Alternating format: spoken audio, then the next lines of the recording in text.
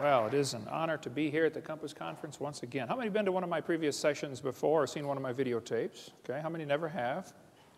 And how many do not understand the questions so far? All right, well, good. Well, as he said, my name's Ken Hovind. I taught high school science for 15 years. Brother Bill, I don't understand this apologetics stuff, okay? I don't apologize at all. I believe the Bible is literally true and scientifically accurate, and I think the evolution theory that's being taught in our schools is one of the dumbest and most dangerous religions on planet Earth. Okay. So,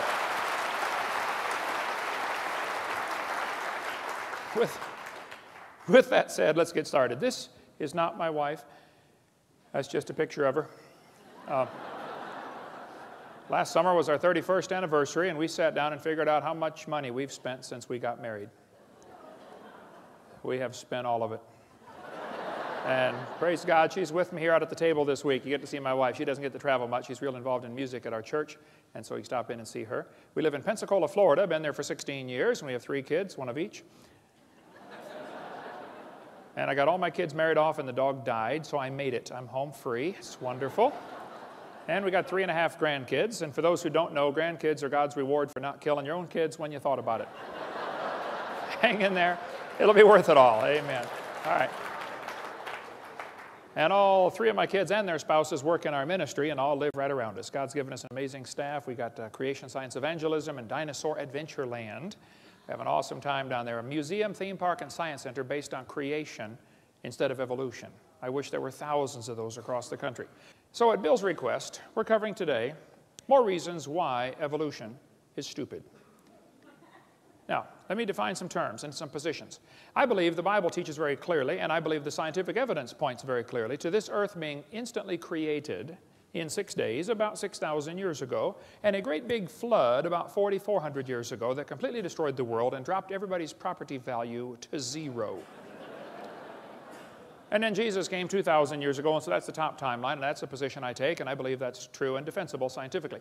The evolution theory says 20 billion years ago there was a big bang where nothing exploded and made everything. And then 4.6 billion years ago the earth cooled down and developed a hard rocky crust, and it rained on the rocks for millions of years and turned them into soup, and the soup came alive about 3 billion years ago. And that first life form found somebody to marry. That's a good trick, of course, and something to eat, and slowly evolved into everything we see today. I think the evolution theory is not defensible scientifically. Let's define some more terms here. Stupid. Lacking normal intelligence. Foolish. Silly. A stupid idea. Now, I was taught by my mommy, don't use the word stupid, okay? So when Bill said, preach on why evolution is stupid, I said, that's going to be easy to do, but it's going to be hard because it's been entrained in me since I was a little bitty. You know, you don't use that word. So I don't want to belittle anybody who believes in evolution here today, and I'm sure there are quite a few. That's fine. It's just not a common sense idea. It doesn't make sense. The things about evolution just simply are lacking normal intelligence. And we want to fix that today. Now, I collect science books. I taught science 15 years. I happen to love the subject. Richard Dawkins said, it's absolutely safe to say if you meet someone who claims not to believe in evolution, that person is ignorant, stupid, or insane, or wicked. Folks, there is a battle going on, okay? Whether you realize it or not, whether you understand it or not, there's a war going on in our culture, and there are 2 basic sides. One side says, God made this world, He owns it, He makes the rules. The other side said, nobody makes this world, there are no rules. And it's a real war going on, and I'm right smack in the middle of it and helping to stir it up occasionally. Okay, so let's define some more terms here. The word evolution has at least 6 different meanings. First, we'd have to have cosmic evolution, the origin of time, space, matter, the Big Bang, okay? Secondly, we'd have to have chemical evolution. That's where all of the elements evolve from hydrogen. I think that's silly. We'll talk about that in a minute. Thirdly, there'd have to be stellar evolution. The stars would have to evolve. Cosmic evolution, chemical evolution, and stellar evolution. There's a lot of stars out there. The last estimate, in 2003, the most recent estimate is there are enough stars out there right now that we know about that everybody on planet Earth can own 11 trillion of them to yourself. Those are the ones we know about. We don't know about the ones that we don't know about. Fourthly, there's going to have to be organic evolution. Somewhere, somehow, life has to get started from non-living material. Okay? Fifthly, there'd have to be macroevolution, where an animal changes into a different kind of animal. And lastly, microevolution. I object to the term, but they use it. So I believe in number 6. That happens. I think variations happen within the kinds, but the first 5 are purely religious. I think, quite frankly, they're stupid. Okay? Let's cover them here. Look at each of the first 5. Textbook says, 18 to 20 billion years ago, all the matter in the universe was concentrated into one very dense, very hot region that may have been much smaller than a period on this page. That's stupid. And then there was a big bang where this little tiny dot exploded. That's stupid, okay? They don't tell you where the time came from, where the space came from, where the matter came from, where the energy came from. They just assume all of that is inherent in this little bitty dot, which came from nothing. Who's ever seen a big bang create order? Big bangs don't create order. That's stupid. Big bangs create big messes. The Humanist Manifesto says humanists regard the universe as self-existing and not created. Well, the second law of thermodynamics tells us everything is falling apart. If you leave something alone for a while, it's going to rot, rust, die, break down, or fall apart. Nothing gets better by itself. So to say that the universe is self-existing is stupid, okay? It violates the second law of thermodynamics. Evolutionists say, well, yeah, you can add energy, though, and overcome the second law. And they say the Earth is an open system. It receives energy from the sun. I understand. But the universe is a closed system, by definition. Secondly, adding energy is destructive. There has to be something to utilize the energy. Adding energy is going to make it worse, okay? The Japanese added all kinds of energy to Pearl Harbor one day. They didn't organize nothing for us. A couple of years later, we returned the favor and added energy to a few of their cities, didn't we? Yeah. Adding energy is destructive. So the sun's energy is going to destroy the roof on your house. It'll destroy your entire house. The sun's energy will destroy the roof on your car. It'll destroy the paint job on your car. Adding energy is not the solution. You have to have intelligently directed and harnessed energy. So to say that you can overcome the second law by adding energy is stupid. It's just not that simple. Evolutionists assume that if you give enough time, things get better. That's silly, okay? You give things time, they get worse. Here's Sue at 20. Here she is at 90. Okay? They don't get better. Textbook says nothing really means nothing. That's stupid. Not only matter and energy would disappear, but also space and time. However, physicists theorize that from the state of nothingness, the universe began in a gigantic explosion. Yes, boys and girls, you see, one day, nothing exploded. And here we are. There's no kind way to say it, okay? That's stupid. That's lacking normal intelligence, all right? Here's Discover magazine a couple years ago. Where did everything come from? Boys and girls, the universe burst into something from absolutely nothing. Zero, nada. As it got bigger, it became filled with even more stuff that came from absolutely nowhere. That's real stupid. Yeah. The observable universe could have evolved from an infinitesimal region, this guy said. It's then tempting to go one step further and speculate that the entire universe evolved from literally nothing. It all came from a dot. That's stupid. I'm sorry, it just is, okay? So the Bible says, in the beginning, which is a reference to time, which, by the way, has 3 dimensions, past, present, future, a trinity, and you can't escape time. God created the heaven, that's space, which has 3 dimensions, length, width, height. You can't escape space. Where can you be where you're not in space or in time? You can't escape them. It permeates everything. And God created the earth. You know, matter comes in 3 dimensions, solid, liquid, gas. We have a trinity of trinities in 10 words. In the beginning, God created the heaven and the earth. Time, space, matter. All 3 have to come into existence at the same instant. If you had matter but had no space, where would you put it? If you had matter but had no time, when would you put it? You have to have all 3 simultaneously. People say, what did God do for millions of years before the creation? Well, your question assumes that God is stuck in time, space, matter. We are the ones stuck in time, space, matter. He's not stuck in those. See, if God was limited by time, He's not God. This is not 2004 in heaven. There is no time in heaven. And before the creation, there was no time. So once upon a time, there was a time when there was no time. Think about that one. Anyway. So when the textbook says nothing really means nothing, that's stupid, okay? It's just not common sense. None of these things can create themselves. Time, space, and matter cannot create themselves. They have to have an outside force, like an all-wise, all-powerful, almighty, infinite God. to create those things. Then the textbook says this little tiny dot was spinning. It spun faster and faster. Yes, boys and girls, and one day it exploded. Big bang. Well, if you take a merry-go-round and put some kids on there, get the merry-go-round going clockwise as fast as it'll go, the kids go through distinct phases. In phase one, they're screaming at the football players. Come on, let's go, faster, faster. You get up around, 30 miles an hour. They go to phase two, where they stop screaming. Then you get going faster, and you get around 60 miles an hour. They start screaming again, but now they're screaming, stop, stop, please, slow down. When you get up around 100 miles an hour, you enter phase four, where the kids begin to fly off the merry-go-round. Now, when the kid flies off, you notice something interesting. As the kid is flying off the merry-go-round, if the merry-go-round is going clockwise, the kid, even after he leaves, is spinning clockwise until he encounters resistance, like a tree or telephone pole. That's because of a law known as the conservation of angular momentum. A spinning object that breaks apart will send all the fragments off spinning in the same direction. And people say, well, what if they collide? They can't collide. The longer you wait, the further apart they get. It's like spokes on a wheel. They're getting farther apart. If a hand grenade explodes, can the fragments ever hit each other out in the field someplace? No, it doesn't happen, okay? Conservation of angular momentum says spinning objects break apart and the fragments fly the same direction, spin the same direction. So when they tell you that it all came from a spinning dot, it's silly. It violates common sense laws. 2 planets, Venus and Uranus, are spinning backwards. 8 of the 91 known moons are spinning backwards. 3 planets have moons going both directions at the same time. Some whole galaxies are spinning backwards. CNN, goofy galaxy spins wrong direction. The Big Bang Theory is stupid, okay? In the beginning, God created the heaven and the earth. So when they tell you it spun faster and faster and one day it exploded, that's simply stupid, okay? That's not the way it happened. So we have cosmic evolution, which I think is silly. Then we have, the textbook says, as the earth formed, the surface was hot and there were large pools of bubbling lava. Was the earth ever a hot molten mass like the textbook says?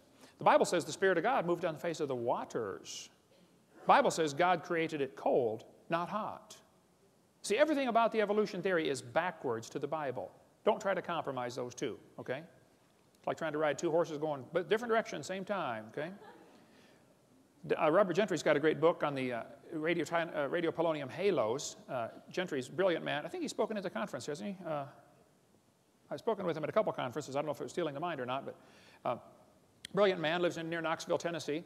He's done lots of study on the granites around the world. The granites all contain these radiopolonium halos, which have an extremely short half-life, proving they were never a hot molten mass.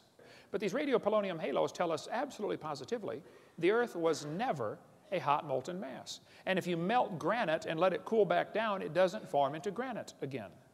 Nobody knows for sure how granite was made. So when the textbook says the Earth was a hot molten mass, I'm sorry, that's stupid. It's not true. It's lacking normal intelligence. It didn't happen that way. Secondly, we'd have to have chemical evolution. All the elements forming from hydrogen. They think it all came from a big bang. Atoms of hydrogen in the proto-sun were fused together to form helium. Okay, I'll agree that can happen. But it's stupid to think that's going to form all the elements. They say, well, yeah, you can fuse and get, hydrogen fuses to helium. I agree. And you can't fuse past iron, though. It won't go past iron. How do you telling me you got uranium from hydrogen? I'd like to see that, please. It's lacking normal intelligence. It just doesn't happen. Chemically, it's not possible. Thirdly, there'd have to be what's called stellar evolution. The stars would have to evolve. The Bible says God made the stars. Plain and simple, that's just what it says. Textbook says 18 to 20 billion years ago was the Big Bang, which caused the formation of galaxies. Well, we got a real serious problem here. Big Bang Theory says nothing got together and exploded while it was spinning and formed all these galaxies. Well, problems are multitude for this theory, okay? Some think the Big Bang Theory made nice, neat, orderly galaxies. That's stupid, okay? These galaxies are really incredibly designed. Even at the galaxy level, there's design in the universe, all the way down to the molecular level. We see a star blow up about every 30 years. A star explodes. It's called a nova or a supernova. If the universe is billions of years old, why are there less than 300 supernova rings ever discovered? That's only a few thousand years worth. I mean, if a star is blowing up every 30 years, there ought to be millions of these supernova rings if the universe were millions of years old. Don't tell me it's millions of years old. I don't believe you. That's just not common sense. They say, well, yeah, new stars are forming. They say, this textbook says, new stars are constantly being born in clouds of gas and dust. First of all, that's not ever observed, okay? The silent embarrassment of modern astrophysics is we do not know how even a single one of these stars managed to form. You can't get dust and squeeze it together and make a star. There are common sense laws that overcome that, like Boyle's gas law. You try to squeeze the gas together, the pressure builds up and it drives it back apart. Nobody ever sees gases form into solids by their own internal gravitational force. So if stars evolve, star births should at least equal star deaths. And we're seeing one die every 30 years, and we're never seeing one form. One guy said, oh, we're seeing a star form right now in Crab Nebula. I said, no, you're not. He said, yeah, we are. I said, no, you're seeing a spot getting brighter. You see a spot, and it's getting brighter, and you're assuming a star is forming. Well, duh, it could be a dust cloud is clearing in front of it. It could be another Big Bang going off, a supernova going off out there. All you're seeing is a spot getting brighter. You're assuming it's making a new star. Nobody's ever seen a new star form. Some people think if we lose stars every 30 years and never replace them, this will eventually lead to having 70 sextillion stars. Yeah, you keep spending money, pretty soon you'll be rich. That's stupid, okay? It just is stupid, okay? Some of these planets are cooling off. They're constantly losing their heat, okay? And the textbooks is telling us they're millions of years old, billions of years old. You can't just keep cooling off and cooling off. Pretty soon it's cooled off. I mean, if you walked into a room and found a cup of coffee sitting on the table and I said, don't touch the coffee, that's hot. And you said, well, whose is it? I said, I don't know, it's been sitting there for 400 years. That's stupid, okay? Jupiter has a moon called Ganymede, which has a very strong magnetic field. Scientists are kind of perplexed by this because the magnetic field indicates a hot molten core, and yet Ganymede should have cooled off billions of years ago. Why does Ganymede still have a hot molten core and a strong magnetic field? To say it's billions of years old is stupid. It's just lacking common intelligence. Saturn has rings around it, but the rings are constantly expanding. They're moving away from the planet. To say they're billions of years old is stupid. They can't be billions of years old. They would have been dissipated by now. They're not billions of years old. The moon is going farther away from the Earth every year. We're slowly losing the moon. Now, this is going to be complicated, so listen carefully. As the moon goes around the Earth, it's gradually getting farther away. It's spiraling out about 3 inches a year. So that means that it used to be closer. Well, if you bring the moon in closer, you start to create a problem, you see, because the moon causes the tides. Now, you folks here in Denver probably don't worry about the tides. But in Pensacola, you worry about the tides, okay? Well, if you brought the moon in closer, you'd create a serious problem because there's a law called the inverse square law. If you bring the moon into 1/3 the distance, you take the 1/3, inverse it, square it, it's 9 times the gravitational pull. If you run all the math on this, you'll find 1.2 billion years ago, the moon was whizzing around just above the surface of the Earth. That explains what happened to the tall dinosaurs. They got moon.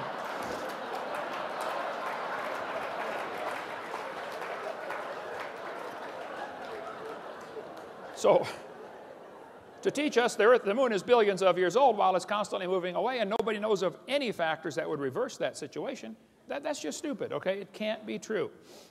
Organic evolution is the 4th stage. That's where life gets started from non-living material. The Bible says God created the living creatures. And there are folks who simply don't want God telling them what to do, bottom line. God, leave me alone, stay out of my life. Okay. So they got to figure out a way how life got here without involving a supernatural intelligence creating it. The Bible says God created it. This textbook says the history of life on earth began approximately 3.5 billion years ago. How this occurred and has been and will continue to be a topic for inquiry. Let me give you the Hovind translation. It's okay to inquire how life evolved. It is not okay to inquire whether it evolved. That's stupid. Is this education or indoctrination? Hey kids, we know life evolved. Now you got to try to figure out how it happened. How about if we even question, did it evolve? Oh no, you can't question that. You cannot question that. We know it evolved. Now just figure out how it happened. That's not education. That's indoctrination. Urey and Miller in the 1950s wanted to know how the Earth and solar system had come to be. At the bottom it says, he never proved how life originated. He did add evidence to the theory that life could have started by itself. Life started by itself. That's stupid, okay? Life cannot start by itself. This textbook says, swirling in the waters of the oceans is a bubbling broth of complex chemicals.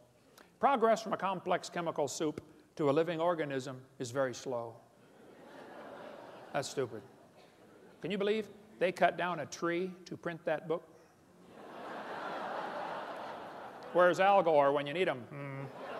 Yeah. Here we have 4 major magazines and news media, Scientific American, CNN, New Scientist. They're all saying life sprang from clay. Yes, a piece of clay created life. Well, that's stupid.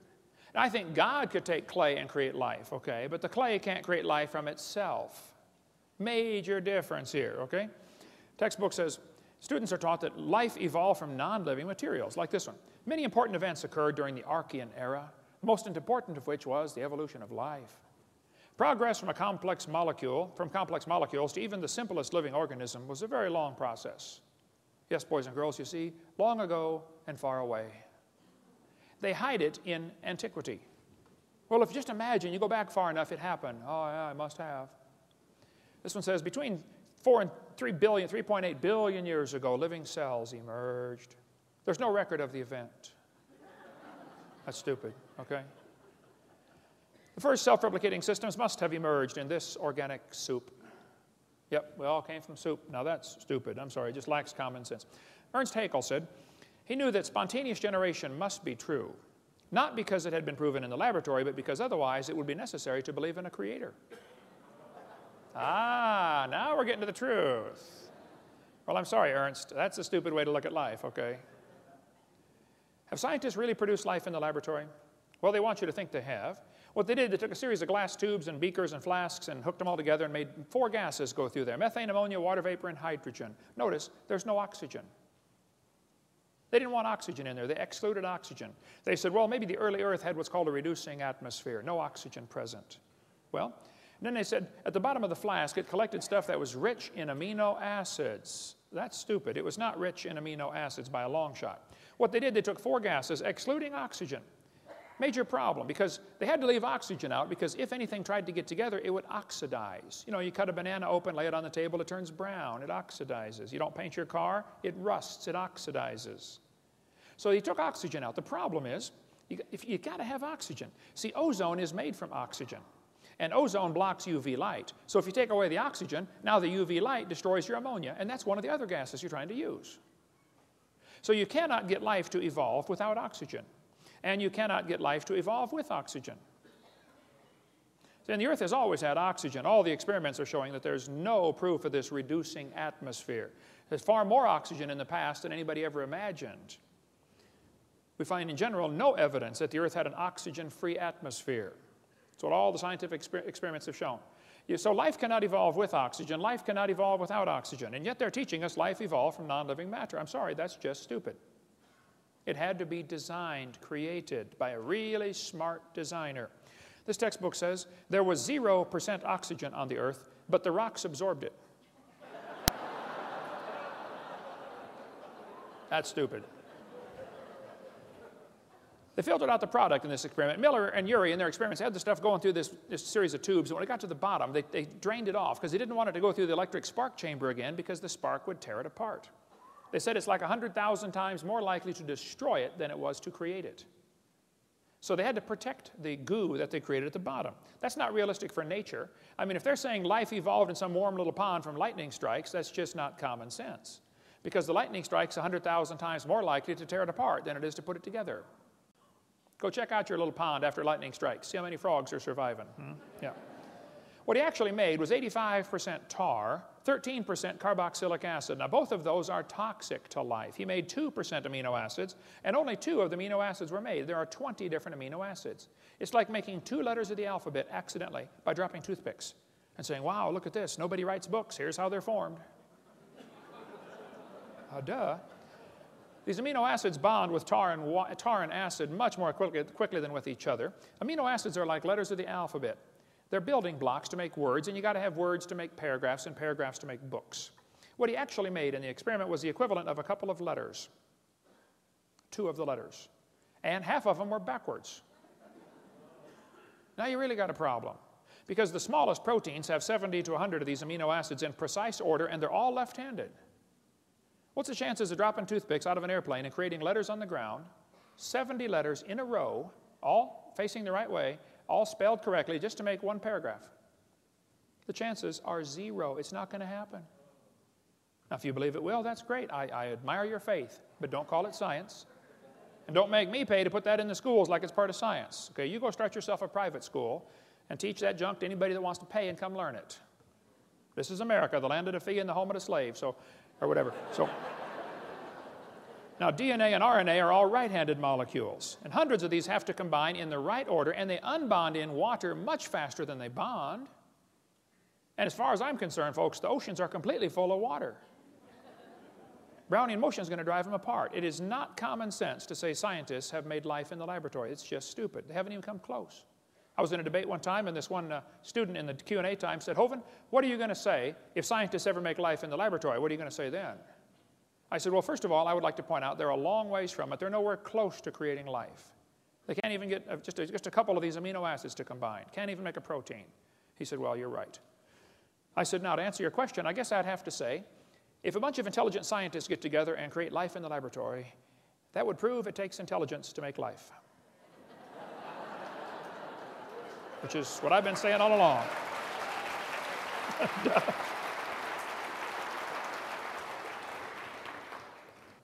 Life came from rocks. That's just stupid. It's not common sense, okay? Macroevolution tells us that it can change from one kind of animal into another. Textbook says, yes, boys and girls, bacteria slowly evolved to humans. This one says, all the animals have a common ancestor, early reptile. That's just stupid, okay? Nobody's ever seen a dog produce a non-dog, all right? Even Mary Leakey said those trees of life with their branches of our ancestors is a lot of nonsense. Stephen Gould at Harvard University said, the evolutionary trees that adorn our textbooks are not the evidence of fossils. We don't have any proof of these trees at all. They make it up. They say the mammals and the birds and the crocodiles have a common ancestor. Everything inside that circle is just pure religious speculation. They're guessing. Nobody's ever seen a dog produce a non-dog. You may get a big dog or a little dog, but you get a dog every time. This Irish textbook calls it divergent evolution. Oh, come on, look at it. You got 5 dogs coming from a wolf. Don't give it a fancy name. It's still a dog, okay? That's not evolution. That's stupid to say that's evolution. It's a variety of dog. This Mexican textbook says the horse and the zebra have a common ancestor. I agree. And it looked like a horse. 4-wheel drive, genuine leather upholstery. I mean, all the standard equipment, okay? There's a lot of kinds of cows in the world, probably 15 different major varieties of cows, and they might have had a common ancestor. A cow. There's a magazine where you can order chickens. Okay, boys and girls, let's order some chickens. Do you want to get cinnamon queens, red rocks, white rocks, cherry eggers, brown leghorns, golden comets? But then the magazine says, jungle fowl are the original bird from which all varieties and strains of domesticated chickens are derived. Did you know all the chickens had a common ancestor? It was a chicken. Some say, well, that's evolution. No, I'm sorry, that's stupid, okay? It's a variety of chicken, right? There are 8 kinds of bears in the world, and they might have had a common ancestor. A bear. So to take these observations we see, like dogs and wolves having a common ancestor, and saying that is a conclusion that we all have a common ancestor, I'm sorry, that's just stupid. It lacks common intelligence, right? Textbook says the horse evolved from a 4-toed horse. What they don't tell you about this is the first one had 18 pairs of ribs. It's a meat-eating animal still alive today in East Africa and Turkey, okay? It's about smaller than a fox. It's not a horse. It's not even related, okay? The next one had 15 pairs of ribs. The next one has 19. They just picked these animals and arranged them in order, okay?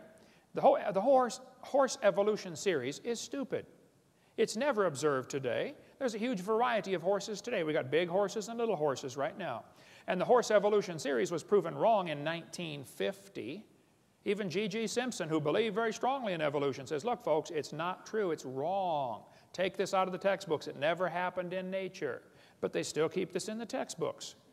And they know it hasn't held up to examination, but they don't have any replacement evidence. Othniel Marsh made up this entire horse evolution idea in 1874. He made it up. He picked animals from all over the world. Modern horses are found in layers with the so-called ancient horses. The ancient horse, the Hyracotherum, is not even a horse. It's just like a hyrax, still alive today in Turkey and East Africa. The ribs, we can go all day about the difference between horses and the hyrax, okay? Tulsa Zoo finally took down their display because 2,000 people signed a petition saying, get this lie out of our zoo. They took it down for 6 months and then put it back up when nobody was watching. Peabody Museum still has the horse evolution on display. Now, it's only been proven wrong for 55 years. I know it takes a while to get displays up to date in your museum. But 55 years is long enough in my book, okay? Leaving that thing in the zoo is stupid. Or in a university, it's not true. I was in a debate one time, and this one professor, I was going through lies in the textbooks. I said, get that out of the textbooks. It's not true.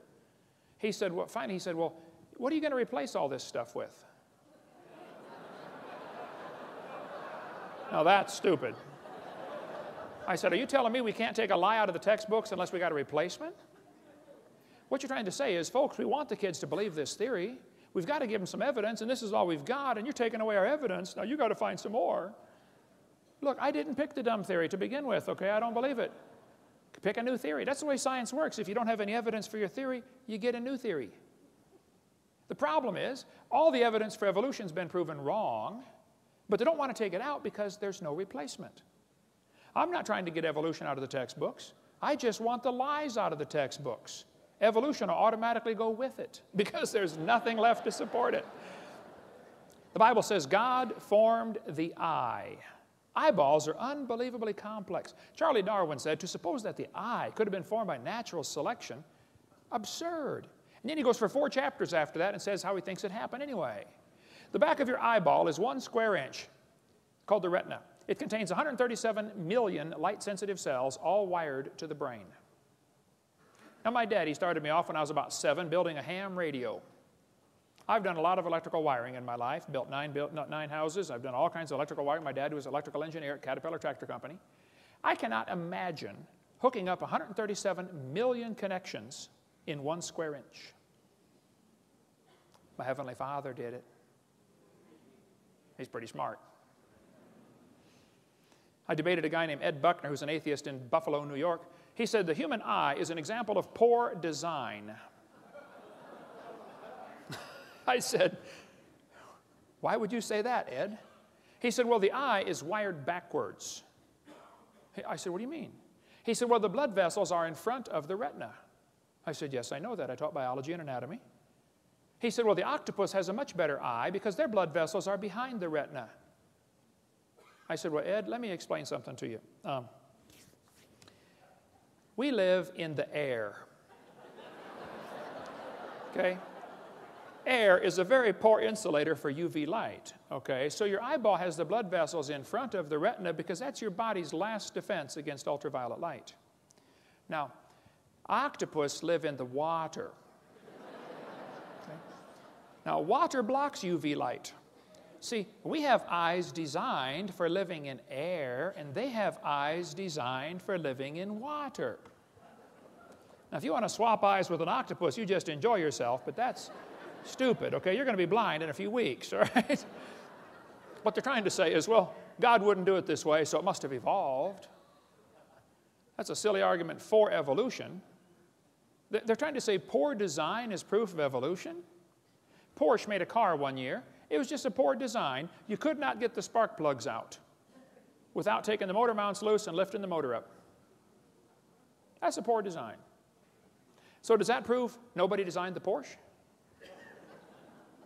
No. And they look at the human body today and think we are poor design. I say, first of all, fellas, you need to stop and consider something. What you're looking at right here is a copy off of a copy, off of a copy, off of a copy, off of a copy, off of a copy, off of a copy, off of a copy, off of a copy of Adam. This same gene code's been copied so many times, it's amazing we can stand here and talk about it, okay? You're not looking at the original by a long shot, okay? This one is a poor example of the original. Getting worse, too, by the way, much poor example. It's stupid to say that poor design is evidence for evolution. The eyeball is so complex, you can walk into a room and look around the room, and in 1 second, your eye picks up enough information to keep the Cray computer busy for 100 years analyzing everything you picked up. Fastest computer in the world. This textbook says the complex structure of the human eye may be the product of millions of years of evolution.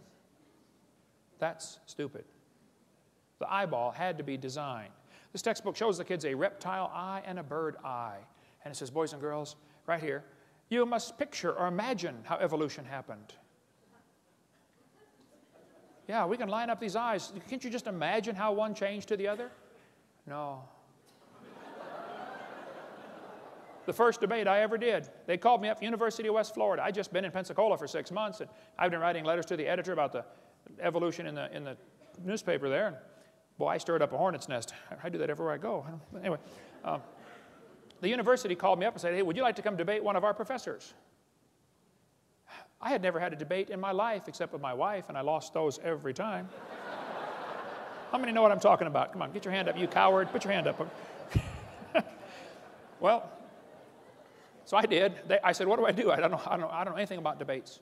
They said, you send us 30 questions, and he'll send us 30 questions, and we'll pick them out of the hat. I said, okay. I sent the question. I said, an owl has a cylinder-shaped eyeball like a tin can, like a telescope. The owl cannot move his eyes in his head like you can. They're not round. They're can-shaped, cylinder-shaped. He's got like a little telescope. When he's looking at you, okay? He has to turn his whole head to look at something. Now, it gives him a disadvantage. He can't move his eyes, but the advantage is he can read the newspaper at the other end of the football field. If he could read and he cared what's going on. I said, now, most eyes have a round eyeball. This one has a cylinder-shaped eyeball. Would you please explain to me how this evolved? And how did the bird see in the meantime when it was partway cylinder and partway round? That question never came up, but anyway. So when they're telling you the eyeball evolved, it's just stupid, okay? It's not common sense, okay? Michael Behe is not a young earth creationist, but he's got a great book out called Darwin's Black Box. I highly recommend that book if you want to study the complexity of things in nature. For instance, every little bacteria swimming around has at least one hair on it called a cilium. That little hair is attached to a rotary engine in the bacteria's skin. That little engine is so tiny that 8 million of them would fit on the stump of a human hair. Cut your hair off, 8 million motors will fit on a stump. Yet it turns 100,000 RPM and stops in 1/4 revolution and goes backwards 100,000 RPM. I've done a little bit of motor work. I've had 128 cars in my lifetime. I've rebuilt the motors, the differentials, the wobbleator shafts, the Knudten valves, the high-speed muffler bearings, filled the headlight fluid. I know how to work on cars, okay? I can't imagine building a motor that would turn 100,000 RPM. And they think this little bacteria motor happened by chance? As things get smaller, the fluid they're swimming through feels thicker. It's called a viscosity problem, okay? So a bacteria swimming through his little world is about like a human swimming through peanut butter. And that little bacteria, turning that little motor on the back of that thing, can swim the equivalent of a human swimming 60 miles an hour through peanut butter. We've got a model of this thing in our museum. This textbook says humans probably evolved from bacteria more than 4 billion years ago. They can swim 60 miles an hour. Sign them up for the Olympics, man. You think we evolved from them, we're getting worse, not better. Now that's just stupid, okay? There's no kind way to say that. They say fossils prove evolution. I say, guys, you got to be kidding. Fossils prove evolution? No fossil counts for evidence for evolution. None. Fossil record? There is no fossil record. There are a bunch of bones in the dirt.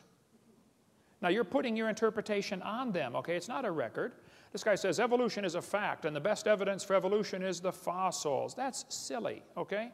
There is no fossil record. You cannot look back in the fossil record. You look at fossils in the present. You put your interpretation on them, okay? There is no fossil record. It's stupid to say that that's evidence. If you find a bone in the dirt, all you know is it died. You can't prove it had any kids that lived. You sure can't prove it had different kids. And why would you think a bone you found in the dirt can do something animals today cannot do, which is produce something other than their kind? No, the fossil record, that would not hold up 2 seconds as evidence in a court of law. This guy says, I said this one, there are no missing links, the whole chain is missing. Stephen Gould said, the absence of fossil evidence is a nagging problem for evolution.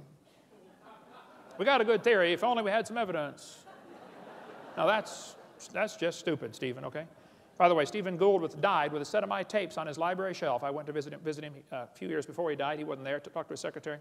I donated my videotapes to Stephen Gould years ago. Had him sitting on right there next to his desk. Hope he watched them. Hope he got saved. Maybe he did. I don't know. Hope so. But to believe that we've got a good theory, we just don't have any evidence. Okay, well then maybe consider the theory might not be right, okay? Richard Goldschmidt said, the first bird hatched from a reptile egg. That's real stupid, okay? Then they say smaller is simpler. Well, that's silly, okay? Smaller is more complex. This textbook says all the many forms of life on Earth today are descended from a common ancestor found in a population of primitive unicellular organisms. Excuse me? A primitive unicellular organism? If it's single-celled, it's not primitive, it's complex. That's stupid to say that's simple. One little paramecium is more complex than the space shuttle, and you can put thousands of those into a drop of water. Smaller is not simpler. Here's a microchip inside a paperclip. It's not simple. This ant is holding a microchip that is capable of processing all the letters in the Bible 200 times per second. Let's compare the brain of a honeybee to a NASA Cray computer. The honeybee is tiny. The Cray computer is huge. We'd all agree there's a size difference, okay? The brain of a honeybee is pretty small. The Cray computer could do 6 billion calculations per second. I think they got a faster one now. But the YMP-C90 could do YMP-90 could do 6 billion calculations a second.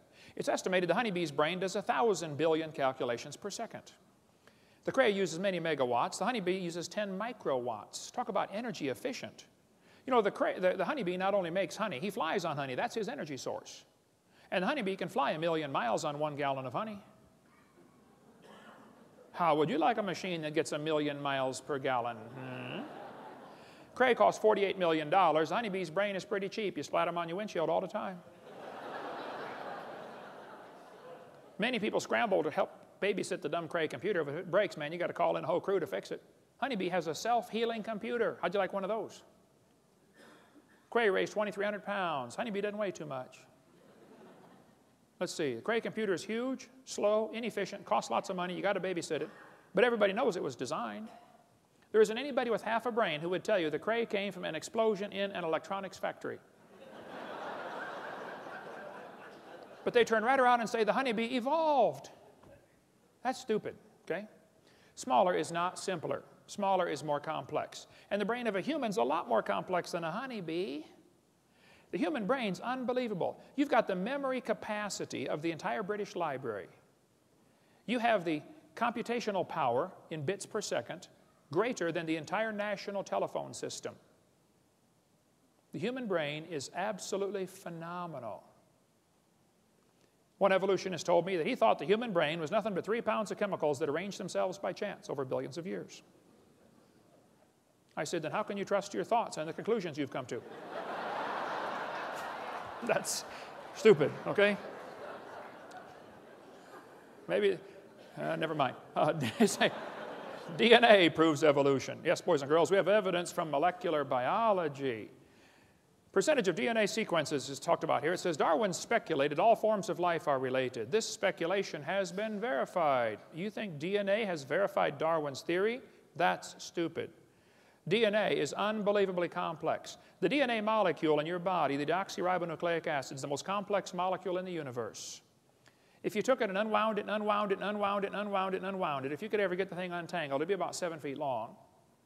And it'd be like a twisted ladder. Each half of the ladder is called the genes. That thing splits all the way down the middle, recombines when you make a new baby, and it gets all back together, and winds itself all back up. Unbelievably complex. The average person has 50 trillion cells in their body. The DNA from if your entire body's DNA would only fill 2 tablespoons, but if you tied them all together, it would reach from Earth to the moon and back.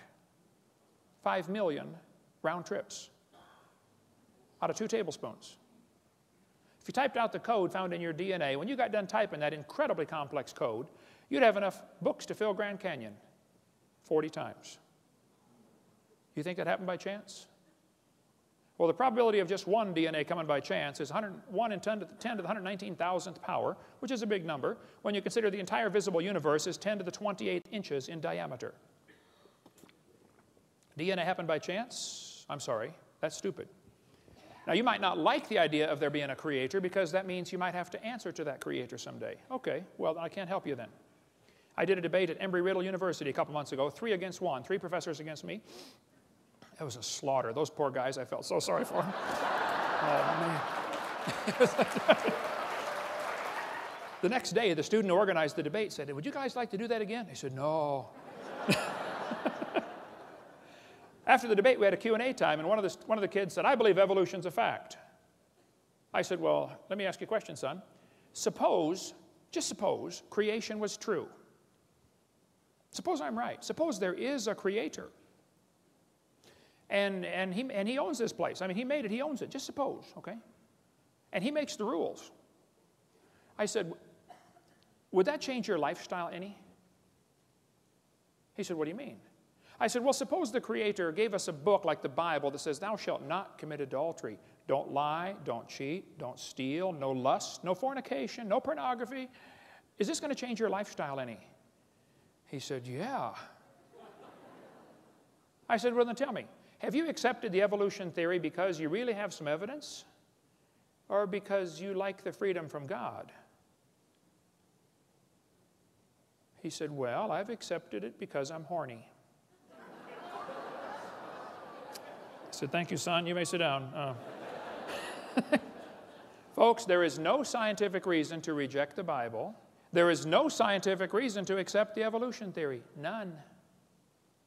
Now, you might have a reason to accept the evolution theory because of your lifestyle. Well, then I can't help you, okay? But let me tell you, God created the heaven and the earth. God's going to come back and be the judge of this world one of these days. And if you haven't trusted Jesus Christ, His Son, to forgive you of your sins, you're in serious trouble. You're going to stand before God in trouble. You say, well, I'm a pretty good person. Oh, yeah? You ever lied? How many have ever told a lie? Put your hand up. You're doing another one, okay?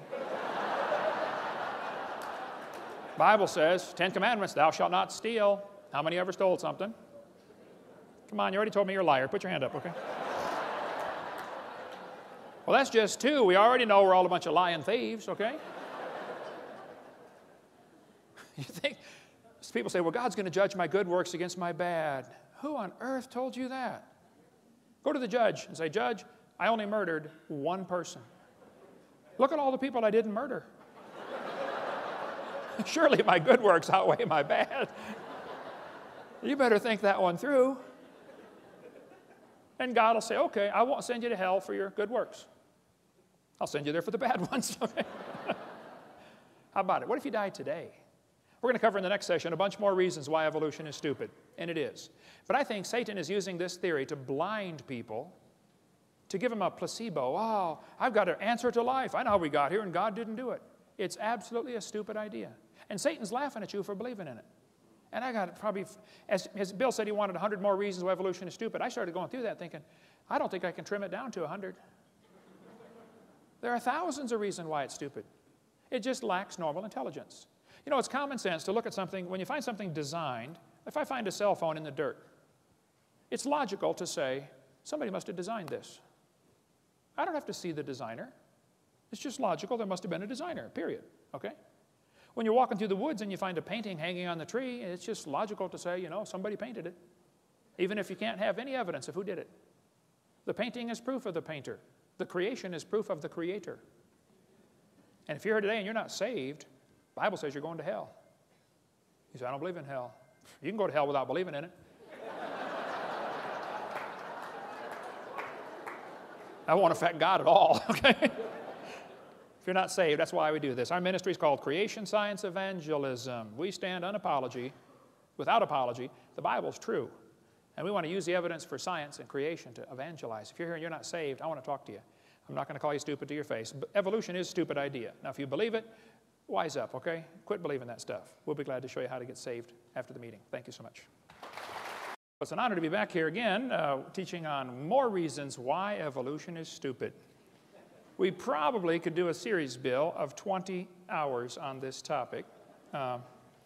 But we only got one more hour, so we'll get done as quick as we can here. Why evolution is stupid. We left off in the last session talking about DNA, deoxyribonucleic acid, the most complex molecule in the universe. To say that formed by chance is just plain stupid.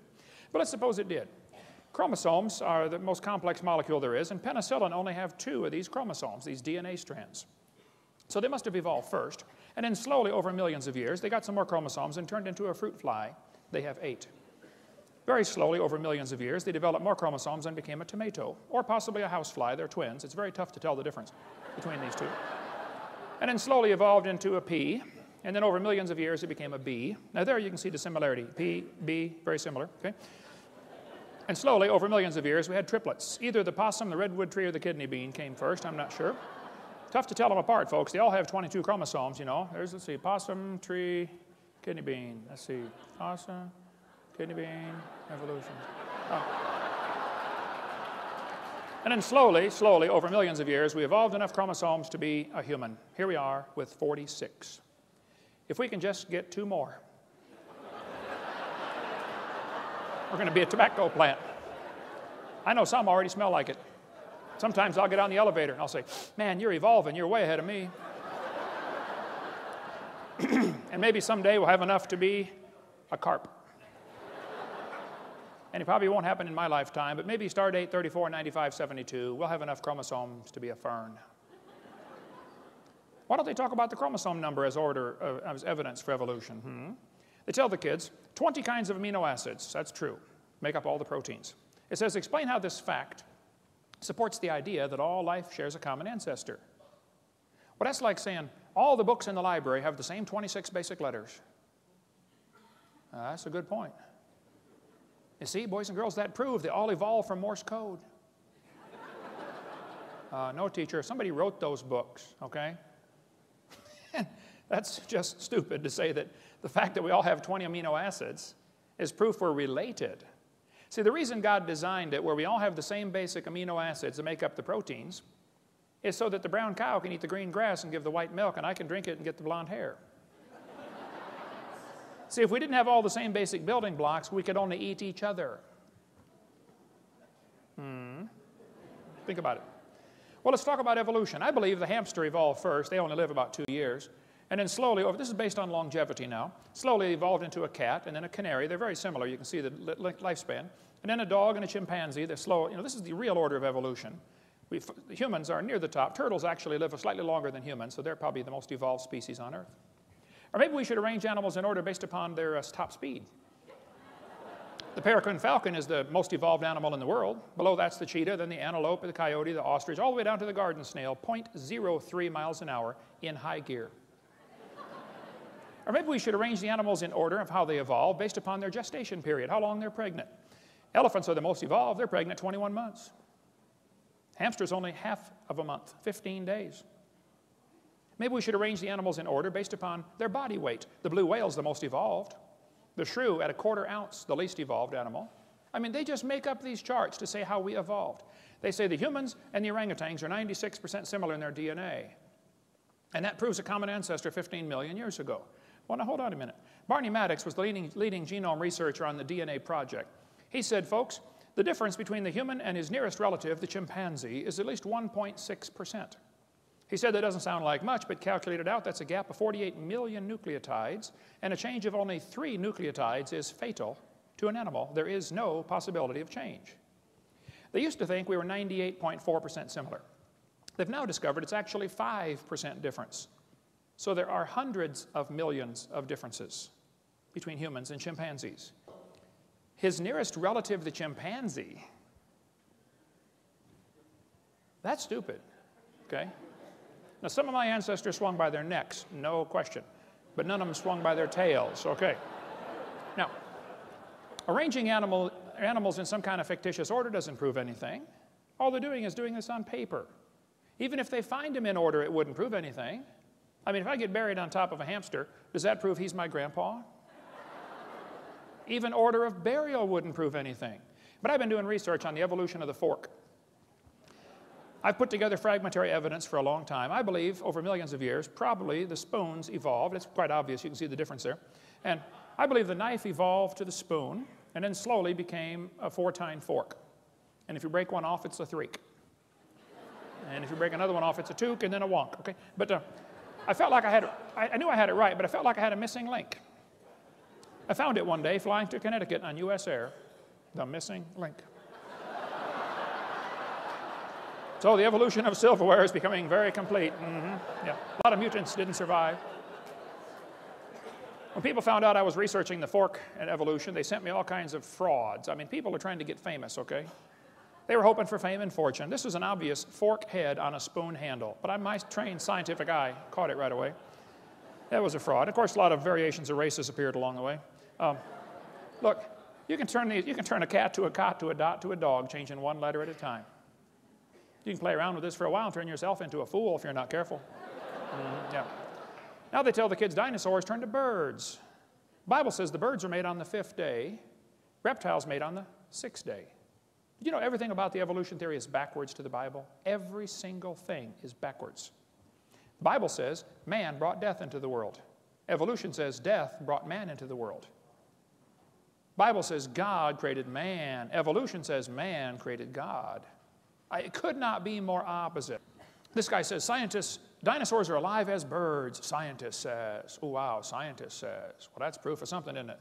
That's stupid, okay? Dinosaurs are not alive as birds, okay? Textbook says birds are the descendants of dinosaurs. Yeah, all you got to do is put a few feathers on him and give him a shove, man. It's not that hard. Man. They say Archaeopteryx is proof of evolution. Archaeopteryx is the missing link. Yes, boys and girls, there it is, the missing link. Archaeopteryx is a bird. A 100% bird, a perching bird. Now, textbook says bird feathers evolved from scales that protected the dinosaurs. You think feathers evolved from scales? That's stupid, okay? Feathers are incredibly complex. Scales are folds in the skin. They attach to the skin differently. They develop from different genes on the chromosome. They're both made out of keratin, and that's where the similarity stops. Feathers did not evolve from scales. There's no similarity at all. I like to show this to evolutionists. This is, as far as I know, the world's largest rock group.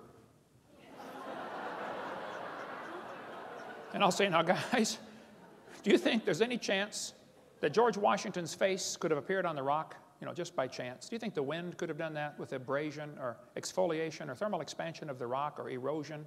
I mean, what caused his face to appear on the rock? They'll say, well, that was designed by a guy named Borglum, and he built it. I say, right. Now I'll say, guys, do you think that George Washington himself, the real person, happened by chance? They'll say, oh, yeah. I said, wait a minute. You don't think his face could appear on a rock by chance, but you do think his entire complex anatomy with 50 trillion cells and probably 20 redundant interlocking systems happened by chance. Are you dumb in any other area? Had to be designed, man. They tell the kids in the textbooks, plants adapted to their environment. Yes, gills are an adaptation to living in water. Oh. Why don't they use the word designed? And by the way, how did the fish live before they adapted the gills? Oh, well, you see, for millions of years, they all died. None of them lived. Oh. That's stupid, okay? Gills are not an adaptation to living in water. They're designed for living in water. But they don't want to use the word design because then some kid's going to say, who's the designer? They don't want to deal with that question. They somehow think all you got to do is get the molecules together and add energy and you can make life. Oh, let's try that. Let's put a frog in a blender and turn it on. In a matter of seconds, you will have frog nog. You will have all of the molecules required to make a frog in one place. Right?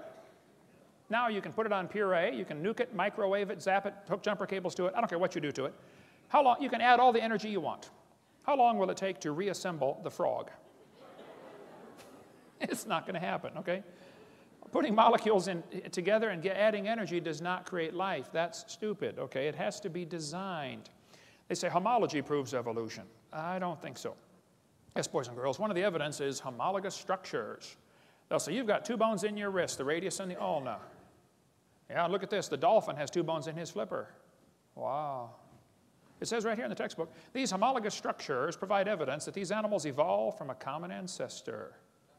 They do this in all the textbooks all over the country, all over the world, actually. Yes, boys and girls, this is comparative anatomy. Comparative anatomy provides further evidence of evolution. The commonalities suggest that these and other vertebrate animals are all related. They probably evolved from a common ancestor. That's stupid. They probably have a common designer. You know, the same guy designed them all. Not a common ancestor. Then they say we've got evidence from development. Yes, boys and girls, the human embryo, as it grows in the mother, has gill slits, they say. Darwin considered this the best evidence in favor of his theory, made up by a guy named Ernst Haeckel, who called it the biogenetic law. Their phrase back then was ontogeny recapitulates phylogeny. In other words, the baby developing in the mother goes through the stages of evolution: fish, amphibian, reptile, mammal, farm, F-A-R-M. Well, the idea that sick mind Freud relied on was the idea that ontogeny recapitulates phylogeny. What? This textbook says, the presence of fish-like structures in embryos of different species shows these animals evolved from fish and share the basic pattern of fish development. It's as if the embryo retains a memory of its origins and copies them during its development. This is stupid. They say the baby has gills like a fish. Humans do not have gills like a fish, okay? Those little folds of skin develop into bones in the ear and glands in the throat. They never have anything to do with breathing, okay? I've seen folks that have 5 or 6 chins and they cannot breathe through any of them but the top one.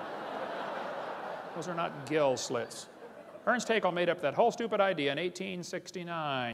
Anyway, we can skip all this. We won't have time. But you know, you can't get a high score on the SAT or ACT or college entrance exam. All of the major tests in college, to enter college, you have to answer with evolutionary answers, or you score lower. Huh, interesting. I got all the 2004 tests and looked at them. They're teaching this all over the place, that the embryo has gills. It's stupid. It was proven wrong in 1875. Get it out of the books. It's not true. This textbook says the humans have an appendix that is vestigial. You don't need it anymore. That's stupid. You need your appendix. It's part of your immune system, okay? If your appendix is taken out, you're going to have a serious problem. Now, sometimes you have to take it out. I understand, okay? It beats dying. But the appendix is required to activate killer B cells in your immune system, just like the thyroid activates killer T cells. If you take your appendix out, you got a much better chance of getting quite a few diseases. It's not vestigial. Just because you can live without it, so what? You can live without both your legs and both your arms and both your eyes and both your ears also. Doesn't prove you don't need it. This textbook says the whale has a vestigial pelvis. Yes, boys and girls, the whales have a vestigial pelvis and leg bone that serve no purpose. Just imagine whales walking around. It's true. Well, these are the bones they're talking about right there. Just imagine the whale walking around. Almost all whales have these. You know, I have tried to imagine them walking around, and I can't.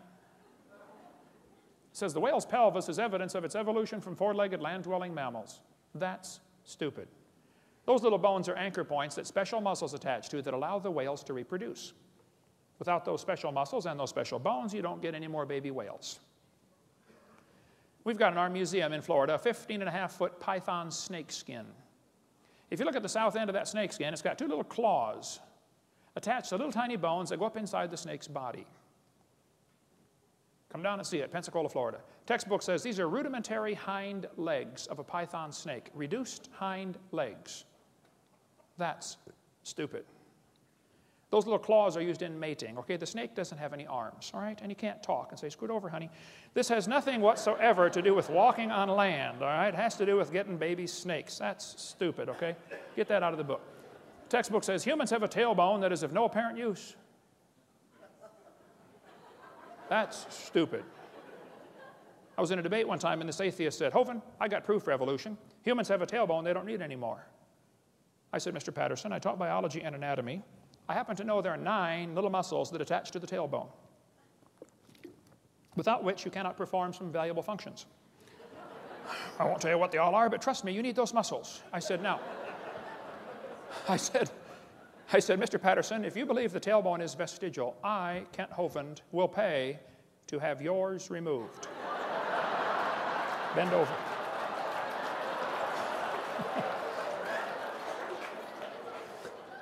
He did not volunteer. Textbook says the coccyx is a small bone at the end of the human vertebral column. It has no present function and is thought to be the remainder of bones that once occupied the long tail of a tree-living ancestor. This is what your kids are being taught in school, folks. Look, I hate to say this, but the problem in the textbooks is not fixable in the short term. Get your kids out. The ship is going down. Get them out.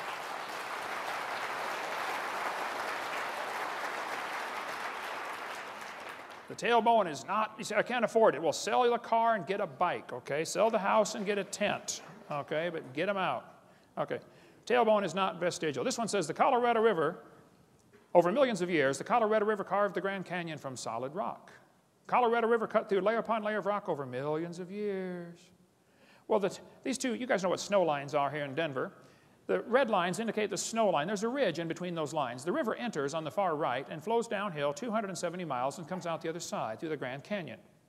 If you do a schematic view, it looks like this. The river is 2,800-foot elevation when it enters the canyon. The ground goes up as high as nearly 8,000 feet, 8,500 feet above sea level. A couple things to consider about this. The top of the canyon is higher than the bottom. The river only runs through the bottom. The top is higher than where the river enters the canyon by 4,000 feet. Rivers don't flow uphill. There is no delta. Nobody knows where the mud is that washed out of there. That river did not make that canyon. Grand Canyon's a washed out spillway from a couple of big lakes. So when the textbook says the Colorado River carved it over millions of years, that's stupid. Unless they got a river that flows uphill, doesn't work. Textbook says, boys and girls, the layers of rock are different ages. This one's 70 million years old. They say the layers of rock are different ages. Now hold on a minute. All over the world, petrified trees are found standing up connecting these rock layers. If you get petrified trees standing up connecting a bunch of rock layers, I don't think it's logical to say the layers are different ages. How long does a dead tree stand up around here in Denver before it falls over? 4 or 5 years? No, these layers are not different ages. It's just not possible. That's stupid. Okay, the layers all formed during the flood in the days of Noah. All over the world are bent rock layers. It's pretty hard to bend rock like that. They say the layers are different ages, and yet they're all bent with no fracture marks in the layers. I mean, if one layer was deposited on top of another one, the bottom was going to be hard eventually before the other one. And here we are seeing these twisted, bent rock layers all over the place, and they're trying to tell us the layers are different ages. Well, maybe by a few weeks or months or minutes during a flood. But to say the layers are different ages when there are no internal fracture marks is just plain stupid. They're not different layers. They all formed in the flood in the days of Noah. They got bent while they were soft. This guy says the rocks date the fossils, but the fossils date the rocks more accurately. That's stupid. They teach us that the fossils are sorted by how they evolved. Clams are found at the bottom because clams evolved first, and birds are found at the top because birds evolved last. Well, moving water sorts things automatically by all sorts of factors, okay? Actually, maybe fossils are sorted based upon their habitat. It could be the clams are found at the bottom because they're already at the bottom when the flood starts. That's where they live. Maybe they're sorted based upon intelligence. As far as anybody can figure out, clams aren't too bright. Maybe they're sorted based upon mobility. Did you know clams can't run very fast? Maybe they're sorted based upon body density. Maybe it's a combination of all those. Don't tell me they're sorted by evolutionary process. That's stupid. They look at erosion marks like Bryce Canyon and say, oh yeah, it took millions of years. See all that erosion? Wow, millions of years of erosion. Oh, wait a minute. That's a pile of dirt in my backyard. Here's millions of years of erosion along a highway built a few months ago. Ancient seabed. Look at all the, buttes sticking up there and pillars and columns. Oh, millions and millions of years of erosion. All you got to do is fly out west and look out the window of the airplane once in a while, and you'll see huge erosion marks all over the place. The very simplest things could not evolve. There's an excellent, very simple book, so cute. We sell it in our ministry, called Exploding the Big Bang, Could a Box Evolve? Could just a cardboard box evolve? And there's a whole chapter explaining how cardboard boxes are made. Is it possible that a cardboard box could evolve? How about an ink pen? How about a paper clip? Just takes some simple objects and shows how dumb it is to think that a human body could evolve. But the textbook says all the many forms of life on Earth today are descended from a common ancestor, found in a population of primitive unicellular organisms. We all evolved from a bacteria. That's stupid. The blue whale grows to 49 tons in 1 year. That's a growth rate of 330 billion times from what it started. If humans did that, you'd weigh a lot. Blue whales slowly tried to evolve this ability over millions of years. None of them survived, of course. They all died. Blue whale evolved from a bacteria. That's stupid, okay? The seahorse, the only fish that swims in the upright position, and the male hatches the eggs. Interesting. Where did this evolve from? Who's its ancestor? This evolved from a bacteria? That's stupid, I think. Sperm whale can dive 10,000 feet, stay there for 2 hours underwater. The pressure at 10,000 feet is 620,000 pounds per square foot. As the sperm whale slowly tried to evolve this ability over millions of years, none of them survived. They all died. The sperm whale evolved from a bacteria? I'm sorry, folks, that's just stupid, okay? The platypus, what did it evolve from? It has hair, lays eggs, senses electrical signals in its prey's muscles. When the crawdads are trying to crawl away from this thing, the muscles contract. This thing can sense the muscle contraction in the crawdad. Bats, with their echolocation, can sense a moth and go pick it out of the air, but the moth can hear the echolocation and drop. How did the moth evolve that? How did the bat evolve the echolocation? The platypus evolved from a bacteria? It's just stupid, okay? Bottlenose whale can dive 3,000 feet down in 2 minutes. Try that. Watch what happens to your eardrums. A human attempting this would have multiple medical problems and die almost instantly. This evolved from a bacteria? I'm sorry, that's stupid. Rhinoceros beetle can carry 850 times its own weight. That's like me carrying 17,000 pounds. What did this evolve from? Who's its ancestor? You think it evolved from a bacteria? I'm sorry, I think that's stupid. You can believe that if you want, but don't call it science, okay? The giraffe has a 2-foot heart that pumps blood up 10 feet. Then when it bends down to get a drink, it's got a special blood cushion to absorb the shock of all this pressure being pushed down to its brain. The giraffe is getting a drink. He hears a lion roar. He throws his head up in the air 17 feet and runs off. Go from 0 to 17 feet in about a quarter second, and you try to run off and see what happens. You take about 3 steps and fall over. It evolved from a bacteria? I don't think so. The woodpecker has a tongue that goes in the back of his head, goes all the way around, anchors in his left nostril. No other bird has a tongue anything close to the woodpecker's tongue.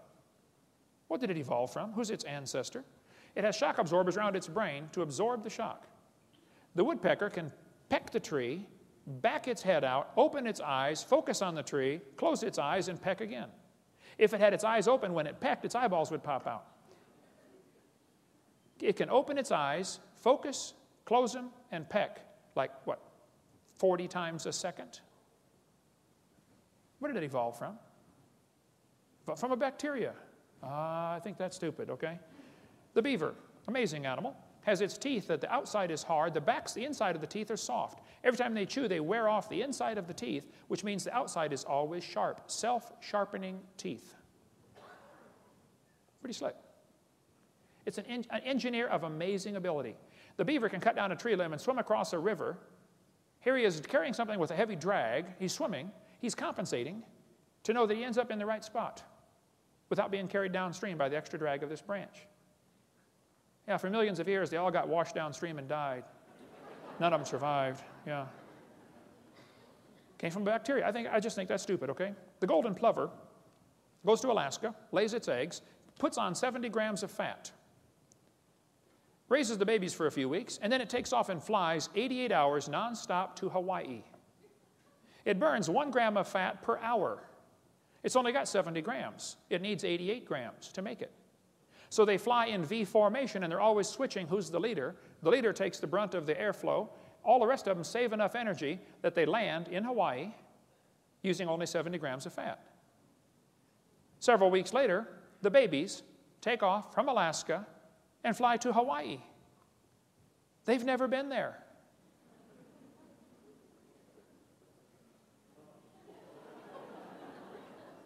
What did it evolve from? How did it make it? Evolved from a bacteria. I think that's stupid, okay? I think it was designed. Dragonfly is the most amazing insect on the planet, I think. They have the best eyes of any insect.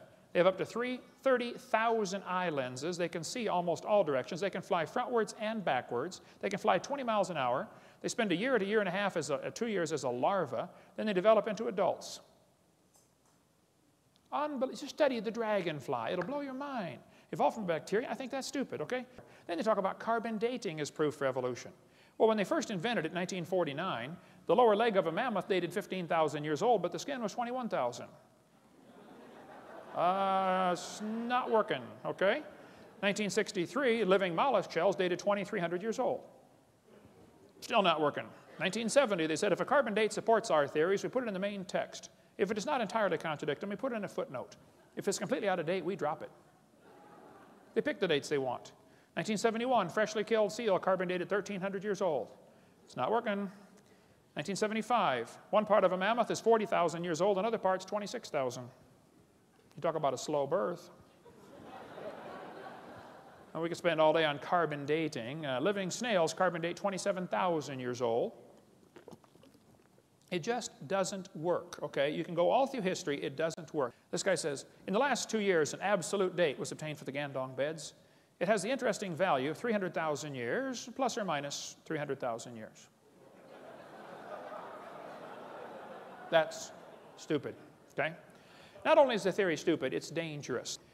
Charles Darwin said, at some future period, not very distant as measured by centuries, the civilized races of man will almost certainly exterminate and replace the savage races throughout the world. If evolution is true, has one type of man evolved farther than the rest? Henry Fairfield Osborn said the standard average intelligence of the average adult Negro is similar to the 11-year-old youth of the species Homo sapien. Do you mean Negroes are not Homo sapien, Henry? That's stupid, okay? Thomas Huxley said, no rational man cognizant of the facts believes the average Negro is the equal, still less the superior of the white man. That's stupid. The Mormons teach that the Negroes don't have, they used to teach anyway, that they could not be saved. They were cursed with the curse of Cain. That's stupid. Ernst Haeckel said the mental life of savages rises little above the higher animals, especially the apes, with which they are genealogically connected. Their intelligence moves within the narrowest bounds, and one can no more or no less speak of their reason than that of the more intelligent animals. These lower races, such as the Vedas or Australian Negroes, are psychologically nearer to the mammals, apes or dogs, than to civilized Europeans. We must, therefore, assign a totally different value to their lives. That's stupid and dangerous. But if you've seen the movie Quigley Down Under, where they called Quigley down to come shoot the Aborigines, that's exactly what was happening. They were killing Aborigines. They thought the Australian Negroes were inferior. These two folks went down there to collect skulls for museums. Article right here says, the New South Wales missionary was a horrified witness to the slaughter by mounted police of a group of dozens of Aboriginal men, women, children. 45 heads were boiled down, the best 10 skulls packed off for overseas. They killed them to get their heads for museums to show evolution. 1904, World's Fair was held in St. Louis. 2,000 primitive people were put on display to show evolution, how that the pygmies slowly evolved to the modern white man. Oda Benga was taken away from his wife and 2 kids and put in a cage with chimpanzees. He was a pygmy from Africa. He went insane and killed himself. Theodore Roosevelt thought the Indians were an inferior species because he thought they hadn't evolved as far. You won't understand what happened to the Indians until you realize what happened with the evolution theory teaching this stuff, that some of the races are more important than others. Roosevelt said, I wish the wrong people could be prevented entirely from breeding. He thought the immigrants from Europe, Scotland, Ireland, or the Orient were a threat to American society because they were inferior. How many of you have ancestors from one of those places? See, you're inferior. Yeah. 1871, Congress scrapped all treaties with the Indians because they thought, they're just animals, that they hadn't evolved as far. You got to read about the Trail of Tears. Of course, evolution came out way before 1859 with Darwin's book. Darwin just made it popular. It's stupid to teach that Indians or anybody else is inferior. Comrade Stalin went to a Christian school as a kid. He read Darwin's book and became an atheist. Darwin's book changed his life forever. Comrade Stalin killed between 60 and 100 million of his own people. You ought to read any of the books by Alexander Solzhenitsyn. Somebody gave me one once, said, well, Hovind, you got to read this book, The Gulag Archipelago. I said, man, this thing's 900 pages. He said, well, just read the first 5. I said, okay. 3 days later, I finally got to go to bed. I said, man, that was an awesome book. I couldn't put it down. It's stupid to say that somebody's inferior because of their skin color or something else. During World War II, the Germans overran Poland from one side, the Russians overran them from the other side. They captured all the Polish officers and executed them. The Russians finally admitted this, that 14,700 Polish officers were executed at one forest. They put hoods over their head and shot them in the back of the head because they thought they were Poles, they were inferior. That's stupid and dangerous. Pol Pot, the leader of Cambodia, the Khmer Rouge, killed a third of his entire population because he thought he was trying to speed up the process of evolution. That's stupid. Read about the killing fields or Khmer Rouge, what happened over there. When Mao Zedong took over China, they killed 60 million people when he took over China. He wanted to speed up the evolution process. It's stupid, folks. Adolf Hitler's mind was captivated by evolutionary thinking, probably since he was a boy. Evolutionary ideas lie at the basis of all that is worst in Mein Kampf. Hitler thought the Jews were criminals because they were breathing air and drinking water and eating food that belonged to the blonde-haired, blue-eyed Aryans. He said, nature does not desire the mating of weaker with stronger individuals, even less does she desire the blending of a higher with a lower race. Adolf Hitler's book, Mein Kampf, talks about racial crossing all over the place. Higher races. Who's a higher race, Adolf? Hitler thought the blonde-haired, blue-eyed Norwegians were close to pure Aryan. Did you get all that? The blonde-haired, blue-eyed Norwegian. Vorden står det till idag. Ja, sure. Hey there, fella. Ufta.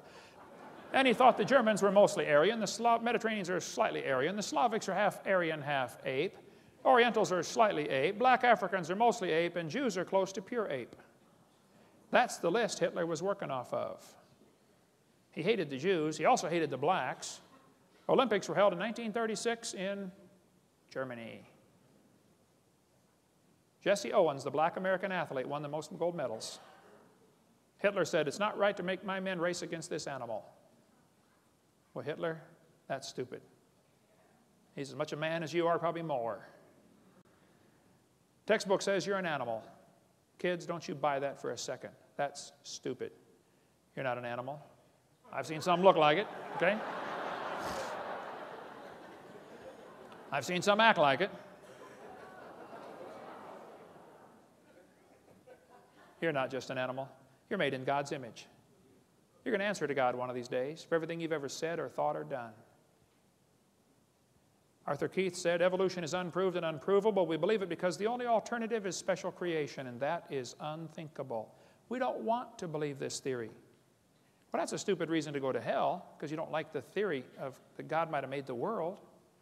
Julian Huxley said, I suppose the reason we leapt at the origin of species was the idea of God interfered with our sexual mores. That's stupid. The Bible says they did not like to retain God in their knowledge. God gave them over to a reprobate mind to do things which are not convenient. That's dangerous. But can you imagine if God gave up on you? Wow. Maybe you're here today. Somebody dragged you here and said, oh, you got to come to this meeting. I want you to come. And you believe you came from a rock 4.6 billion years ago because that's what you've been taught in school. God is not willing that any should perish. But to accept the idea that you came from a rock and to reject the idea that God created this world, it is stupid, okay? I'm sorry. There's no kind way to say it. The Bible says God cannot lie. He promised, whosoever shall call upon the name of the Lord shall be saved. Now that's smart. That's the deal of the century, the deal of a lifetime. God says, here, I'll take all your sins, throw them as far as the east is from the west, and I'll give you my righteousness on your account. On account of you don't have any. That's what I did 36 years ago. I said, Lord, I'm a sinner. He said, you can say that again. I said, Lord, I deserve to go to hell. He said, you can say that again too.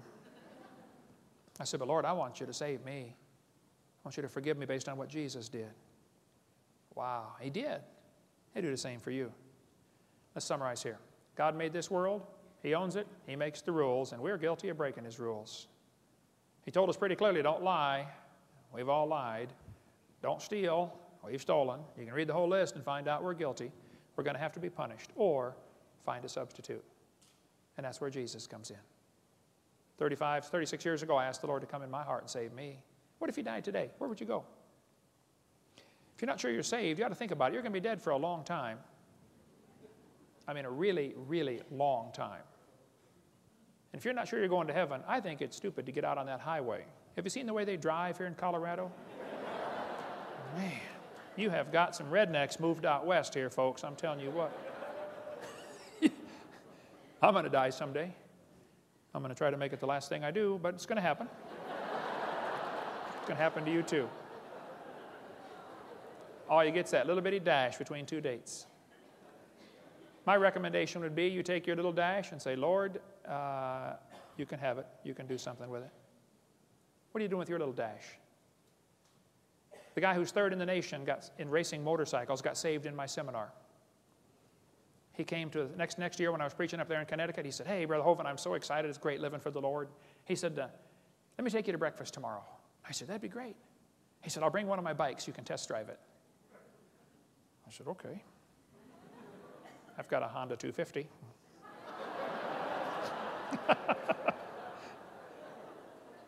He brought his Honda 900 that had been blueprinted and stroked and bored and balanced, and I'm not sure what all they did to it.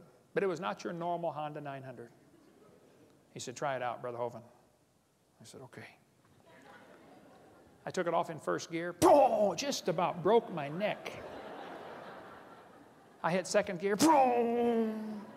I was just about to drop it into third when I glanced down and realized I am going 90 miles an hour in second gear. It has 6 gears.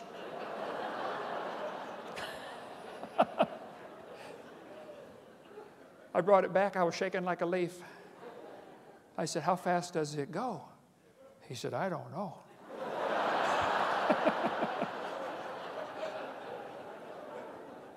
But guess what he wants? A faster bike. Hey, the people that have 80 pairs of shoes in their closet, do you know what they want? More shoes. People that have a big house, guess what they want? A bigger house. People that shoot the 10-point buck, guess what they want? They want to shoot a 12-point. People that have $1 million in the bank, guess what they want? More. It takes us a whole lifetime to figure out things here aren't going to satisfy. They just aren't. I'll tell you one thing I found that satisfies. Give your little dash to Jesus. Say, do something with this. You can have it. One little boy came to Jesus one day and said, Jesus, you look like you're hungry. You've been out here preaching all day. You can have my sack lunch. I ain't got much. I only got five biscuits and 2 fish sticks. Jesus said, well, son, I can have the whole thing. He said, yeah. He said, well, son, sit down right there. Watch this.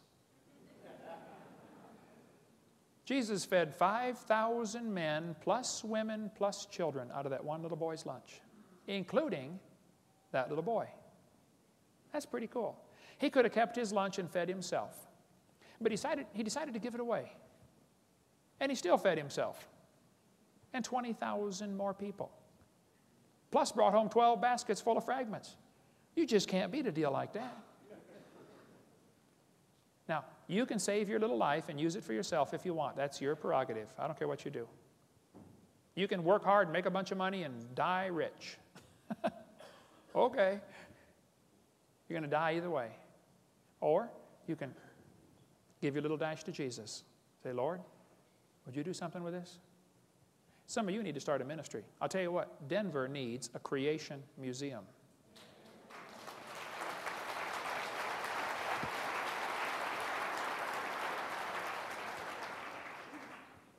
Go to visit Red Rock Amphitheater.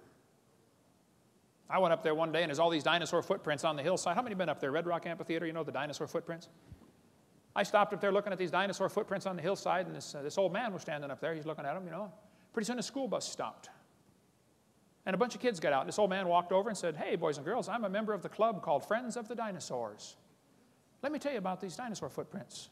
He said, millions of years ago, dinosaurs were walking along the beach, and they left their footprints, and they hardened. And then over millions and millions of years, the mountains lifted up, and now the footprints are at an angle like that. After the kids got on the bus and left, I said, hey, do you own this property? He said, no. I said, well, who does? He said, well, this is state property. I said, now, do you get paid to do this, to give these tours to the kids? He said, no, I just volunteer my time. I said, so you don't own the property, and you just volunteer to do this? He said, yeah. I said, okay. Next school bus stopped.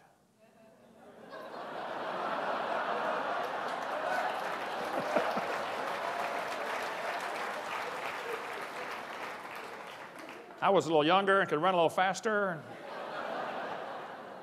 I got there first. Hey, boys and girls, let me tell you about these footprints. About 4,400 years ago, there was a flood. The whole world was in panic. Noah had all the critters safe on the ark, but the rest of the world, it was disaster. And some dinosaurs were running, trying to get away from the flood. And these footprints got covered up with mud and preserved. And then during the last part of the flood, the Bible says in Psalm 104, the mountains arose, the valleys sank down, the water rushed off. And these mountains formed about 4,400 years ago in the flood. That guy was so angry, I thought he was going to have a heart attack. I know CPR, but I thought, you know.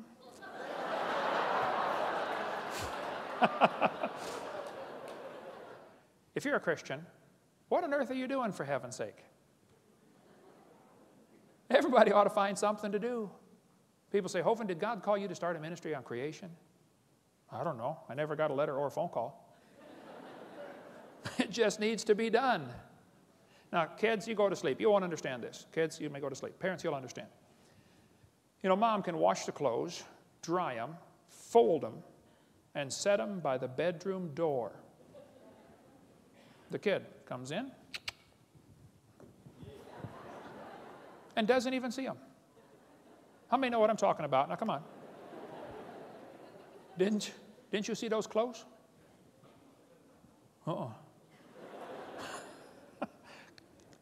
I think God's up in heaven looking down at some of his kids, maybe some in this room. Can't you find something to do for my kingdom? You know, witness to somebody. Give them a gospel tract. You say, oh, I don't want to drive them off. What are you going to drive them off to? Hell number 2? Find something to do. If we can help any way we can, that's what we're here for. Thank you so much. Dismissed.